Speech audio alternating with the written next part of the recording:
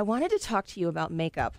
Yeah. Yeah, big time. Please. I'm a Sephora Beauty Insider. You are? Oh, totally. I have a card and everything. And I'm a big fan of MAC. And I just wonder, what do you use? What's in your makeup kit that you take everywhere? It's, I have makeup artists that come along and it's kind of what they want to use. Right. Sometimes I end up, putting my own eye makeup on, stuff like that, here and there if I'm doing something without a makeup artist. But those soft eyeliners from MAC are great because you can smudge them. Mascara. May I also recommend the cream eyeliner from Urban Decay? Oh, good to know. It would be worth checking out. I have used the glitter liquid liner from Urban Decay, and I really like that. Yeah, it's good stuff. Well, I hear that you are interested in maybe someday developing your own range of cosmetics. That'd be cool. Yeah. Yeah? Yeah. Well, like what would you have? Like, what do you I'd probably think? start out with some nail polish colors. That's kind of my Okay. trademark, and just some eye makeup. The stuff that I wear. Right. And try to create almost like a unisex line. I think that'd be kind of fun. That would be. No, I'd buy that mess up. Yeah. Are you kidding? I love the way. I mean, it's very interesting the way you present yourself as someone who's just starting his career, visually, of course, and then being out as a gay man. Mm-hmm. Some friends and I were discussing you over sushi last night, and we were thinking, and I might be missing somebody. But are you? I mean, the first person to start his career openly gay?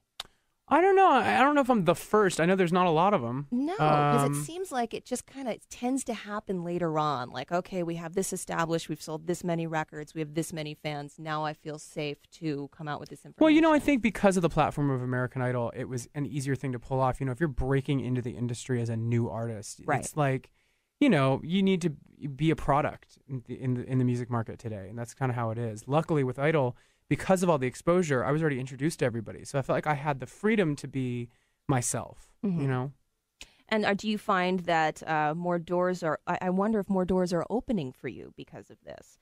I don't know. I kind of think we're in a time where obviously there's some, we're not as progressive as maybe we could be, but I think we are in a time where people in the media especially are able to look past it and that don't really care one way or another. And that's kind of what I'm hoping people in society can kind of get to, is that it's like, well, it really doesn't actually matter. Do you feel pressure to be a representative of the gay community? There's definitely a lot of pressure because it's like, oh, okay, you're not gay enough. Oh, okay, now you're too gay. It's definitely hard.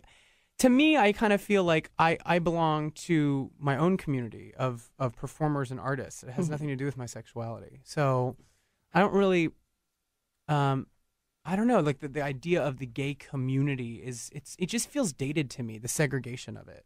I feel like the next generation coming up, it's going to be like, well, yeah, you may be gay, you may be black, you may be, Asian, you may be Indian, you may be bisexual. It doesn't matter what your classification is, as long as we all live together. Then I think our common interest should be less about our sexual orientation or our color of our skin and more about our interests. You know what I mean? That should be the thing that keeps people kind of glued together. That seems to be along the lines of Lady Gaga's philosophy as well. I mean, she's huge in the gay community and has performed at huge gay and lesbian events. And I found it fascinating that you two kind of ended up connecting, especially on this album. That song Fever is gorgeous. And I read that she wrote it and had it for so long. And then, bam, here comes Adam Lambert. And she's like, he has to have this song. Yeah, that was really sweet of her. She's so talented. Yeah. And I've been talking about her in the press for a long time just because I feel like she's bringing a breath of fresh air to the music industry. She's definitely bringing back the spirit of rock and roll and being like a showman and a rebel and just being creative and taking risks. And I really appreciate that. You could be talking about yourself right now. Well, I'm inspired by that. Yeah. I'm inspired by her in that way. I mean, and she's not the only one, but she's definitely like the big story this year of somebody that's doing that. Yeah, no kidding. Yeah. And to have her on your first album, amazing, because she's such a prolific writer. She's great. She's great. To so many people. And I love her lyrical content. It's sometimes it doesn't quite make sense. It's kind of esoteric and left of center and kind of, I don't know, sometimes you listen to her words and you're like, what does that mean? I like the nonsensical kind of vibe on there. But then you have something that's really raw and very real, like What Do You Want From Me, that was written by Pink. And Max Martin, yeah. And just the amount of diversity on this album. Matthew Bellamy from Muse. Yeah, that was an honor to get a song from them. Homeboy from The Darkness. Justin Hawkins, yep. Yeah, no, I mean, and that was my big goal on the album. Is I was like, well, my thing on Idol was that every week I try to do something completely different from the previous week, and because I was, changing it up so much and utilizing the element of surprise and variety, I figured my album should kind of be the same way.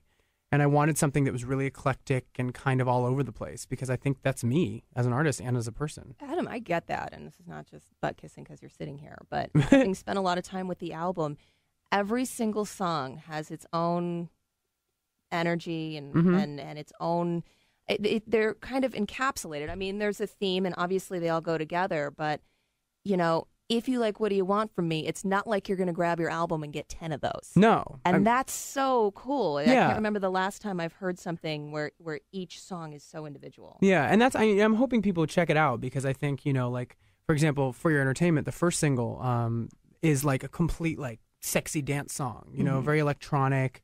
And then there's that vibe on that song. And then we have, like you said, What Do You Want From Me? That's just about vulnerability, and it's very melodic and a little more rock influence on there. And then Fever is like a disco number, and the Justin Hawkins song, Music Again, is like a total 70s throwback. I mean, there's a little bit of everything for everybody on the album. So hopefully you check it out. It's gorgeous, and congratulations on its huge success. Thank you. You want to beat up Susan Boyle or what?